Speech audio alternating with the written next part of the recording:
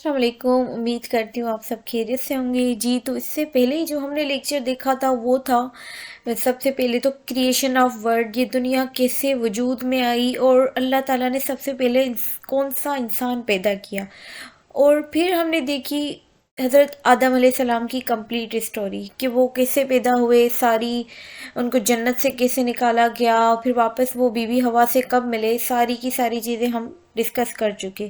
آج کا جو ہمارا لیکچر ہے وہ ہے حضرت ادریس علیہ السلام کے بارے میں، بٹ اس سب سے پہلے تھوڑا سا ہم بیک گراؤنڈ ڈسکس کر لیتے ہیں۔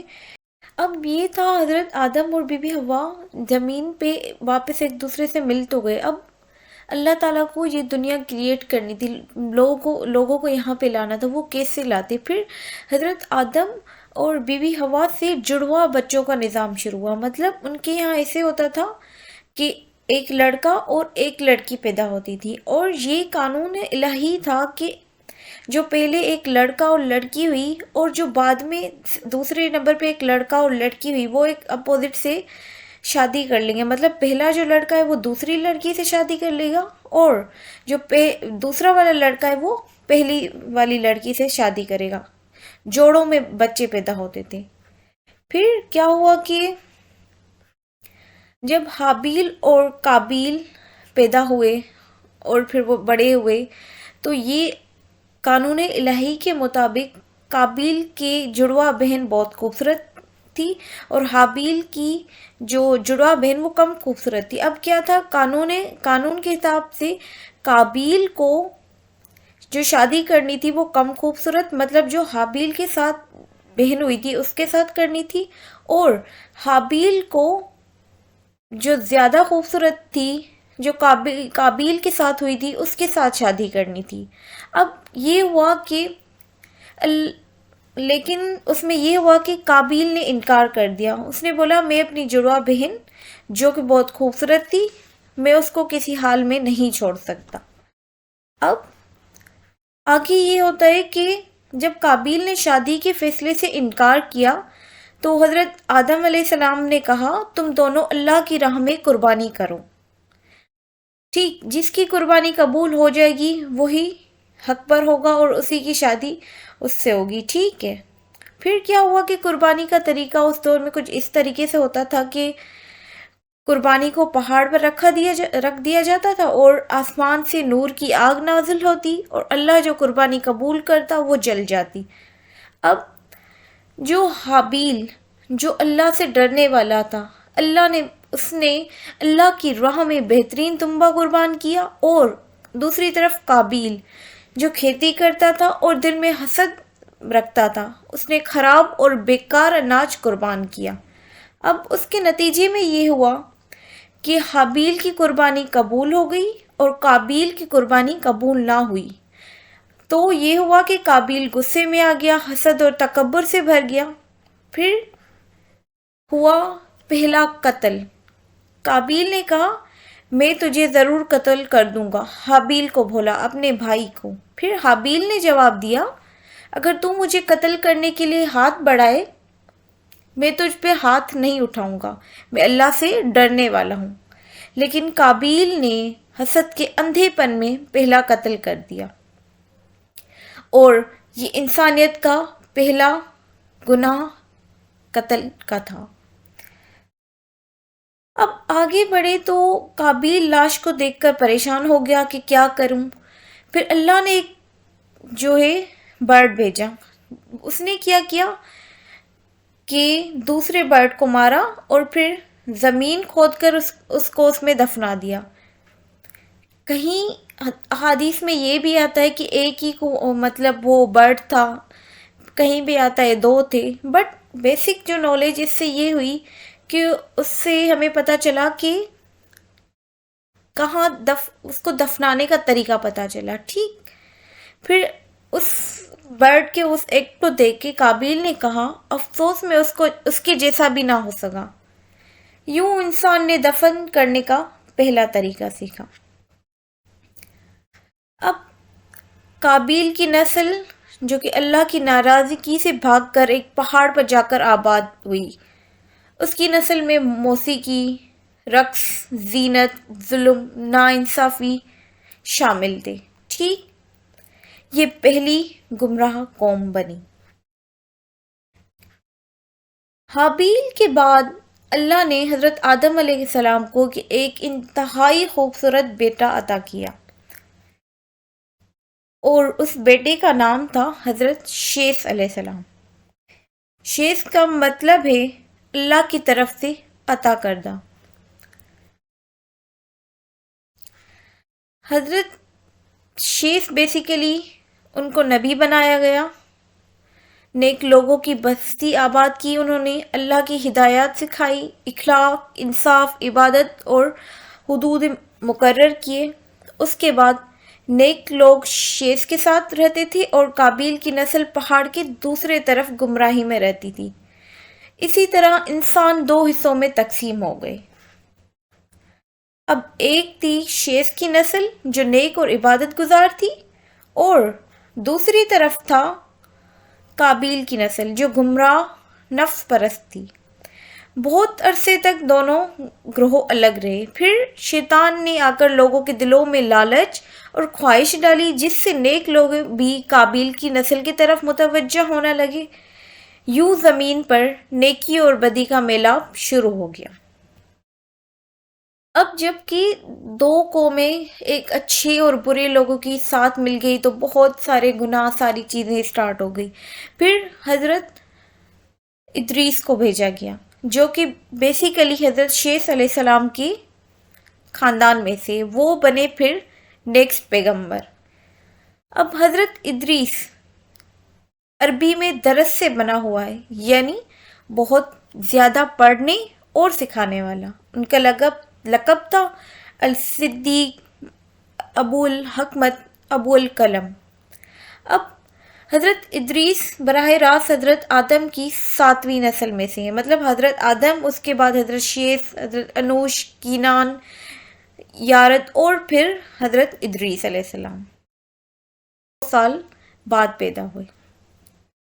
اب زمین پر انسان جیسے کہ بڑھ چکے تھے، نیکی اور بدی واضح ہو چکی تھی.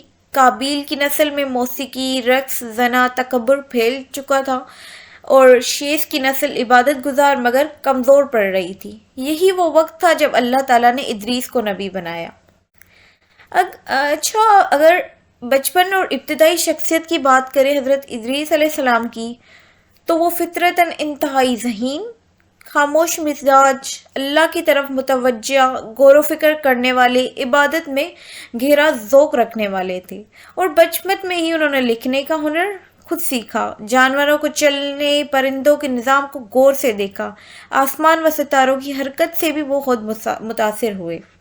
بچپن سے ہی ایک علمی، فکری، روحانی شخصیت تھی ان کی. جب حضرت ادریس کو 30 سال کی عمر میں نبوت عطا ہوئی تو اللہ تعالیٰ نے فرمایا، لوگوں کو نیکی کی طرف بلاؤ، بدی سے روکو اور میری کتاب کے احکام پہنچاؤ. اب حضرت ادریس کی تعلیمات بہت منظم اور باقاعدہ تھی. وہ سب سے پہلی منظم شریعت دینے والا نبی مانے جاتے ہیں. انہوں نے لوگوں کو یہ سمجھایا کہ توحید کیا ہوتی ہے، نماز کیا. بیسیکلی 5 وقت کی شکل کے بعد میں نماز بعد میں آئی، لیکن نماز کے اصول تصور انہوں نے ہی دیا تھا. روزے کے بارے میں بتایا، صدقہ، زکوٰۃ کی بنیاد، اخلاق، جھوٹ، دھوکہ، ظلم سے روکا اور عدل کا نظام، حدود و قوانین کا تعین، خاندان، شادی، وراثت کے اصول، انسانیت، ہمدردی، ایک دوسرے کا خیال رکھنا. یہ ساری چیزیں انہوں نے لوگوں کو کنوے کی، سکھائی، سمجھائی. اب آگے چلتے ہیں. حضرت ادریس علیہ السلام جو تھے وہ عبادت میں بہت زیادہ مشغول رہتے تھے، بہت زیادہ روزے رکھنے والے، راتوں کو قیام، اللہ کا مسلسل ذکر. اس لیے انہیں ادریس یعنی پڑھنے والا نبی بھی کہا گیا ہے. اب سب سے پہلے جن چیزوں کا آغاز ادریس علیہ السلام نے کیا تھا، اسلامی روایات کے مطابق اس میں سب سے پہلی چیز تھی لکھائی. دنیا میں سب سے پہلے قلم سے لکھنا حضرت ادریس علیہ السلام نے شروع کیا، اس کے بعد کپڑے سینا، سب سے پہلے سلا ہوا لباس بھی حضرت ادریس نے بنایا تھا، اور ستاروں کی حرکت اور وقت کے حساب کا نظام متعارف بھی انہوں نے ہی کروایا تھا، دن رات مہینے سال کا شمار بھی انہوں نے ہی سکھایا تھا۔ پھر جمع تفریق پیمائش ترازو یہ سب اصول بھی ان کے ہی سکھائے گئے ہیں، تلوار نیزی ہتھیار بنانے کا عمل بھی انہوں نے ہی سکھایا۔ ماہر مورخین کے مطابق ان کے دور میں 88 شہر بسائے گئے تھے۔ اب حضرت ادریس کی قوم زیادہ تر شیث علیہ السلام کی نیک نسل سے تھی، کچھ لوگ قابیل کی نسل سے بھی شامل ہوئے، لیکن قابیل کی نسل میں جیسے کہ موسیقی، رقص، شراب، زنا بہت عام ہونے لگا تھا، تو حضرت ادریس نے انہیں بار بار دعوت دی اسلام کی، مگر بہت ہی کوئی کم لوگ تھے جو اس چیز کو مانے اور حضرت ادریس کی جو قوم ہے اس میں شامل ہوئے۔ اب حضرت ادریس کی ہجرت کا واقعہ ہے۔ جب بہت برائی بڑھنے لگی تو اللہ کے حکم پر حضرت جو ادریس علیہ السلام نے عراق کے بابل سے مصر کی طرف ہجرت کی، وہاں جا کر انہوں نے عبادت گاہیں بنائی، بڑے بڑے شہر آباد کیے، لوگوں کو منظم زندگی سکھائی۔ کہا جاتا ہے کہ انہوں نے مصر کے لوگوں کو تہذیب کا پہلا بنیاد دیا تھا۔ اب حضرت ادریس کی زندگی کے کچھ معجزات ہیں، جیسے کہ موسم اور بارش کی دعائیں قبول ہونا، بیماریوں کا علاج بتانا، برکت والی فصلیں اگانا، آنے والے فتنے اور حالات کی پیش گوئی، فرشتوں سے ملاقات۔ ایک روایت ہے کہ جب وہ اللہ کی عبادت میں مشغول ہوتے تو پورا میدان نور سے بھر جاتا تھا۔ اب فرشتوں کے ساتھ آسمانی سیر، حضرت ادریس کی جو اللہ کے ساتھ بہت کلوز ریلیشن تھے، حضرت جبرائیل اکثر ان کے پاس آیا کرتے تھے۔ حضرت ادریس نے ایک بار فرمایا، میں چاہتا ہوں مزید لمبی عبادت کروں، کیا میری عمر بڑھ سکتی ہے؟ تو حضرت جبرائیل علیہ السلام نے انہیں جواب دیا، انہیں آسمانوں پر لے گئے تاکہ فرشتوں سے دعا کروا سکیں۔ جب وہ چوتھے آسمان پر پہنچے تو فرشتوں نے ان کی عبادت دیکھ کر حیران ہوئے، ان کی نیکیوں کے چرچے تھے۔ اللہ نے فرمایا، ہم نے اسے بلند مقام پر اٹھا دیا۔ یہ قرآن پاک کی آیت ہے، یعنی یہ ان کے قیام طے کر دیا گیا ہے۔ اب قرآن کے مطابق جیسے کہ ہم نے اسے بلند مقام پر اٹھا لیا، مطلب حضرت ادریس علیہ السلام زندہ حالت میں ابھی بھی 7ویں آسمان پر ہیں، چوتھے آسمان پر ہیں۔ اور کچھ احادیث کے مطابق جب حضور صلی اللہ علیہ وآلہ وسلم معراج پہ گئے تھے تو چوتھے آسمان پر حضرت ادریس سے انہوں نے ملاقات کی تھی۔ اب حضرت ادریس کی آئندہ زندگی یہ ہے کہ وہ آج بھی چوتھے آسمان پر موجود ہے، وہ مرے نہیں ہیں۔ قیامت کے قریب کچھ روایت میں ہے کہ اہل ایمان سے ملاقات کریں گے۔ ٹھیک، اب حضرت ادریس کا مسلمانوں کے لیے پیغام تھا، علم حاصل کرو، لکھو، معاشرے میں عدل قائم کرو، برائی کے سامنے خاموش نہ رہو، اللہ سے مضبوط تعلق قائم رکھو، سوچو، غور و فکر کرو، علم اور تہذیب انسانوں کو اونچا مقام دیتی ہے۔ تو یہ تھی حضرت ادریس علیہ السلام کی ہسٹری آف لائف۔ امید کرتی ہوں آپ سب کو پسند آئی ہوگی۔ جزاک اللہ۔